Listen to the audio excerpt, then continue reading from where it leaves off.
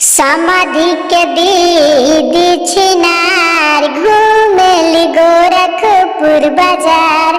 अरे दुल्हा के दीदी छिनार घूमेली गोरखपुर बाजार। अरे जब बाजार जाली छोला समोसा खाली। अरे जब बाजार जाली छोला समोसा खाली।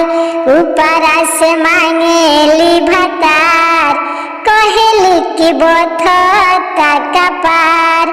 ऊपर से मांगेली अचार कहेली कि बोथता कपार।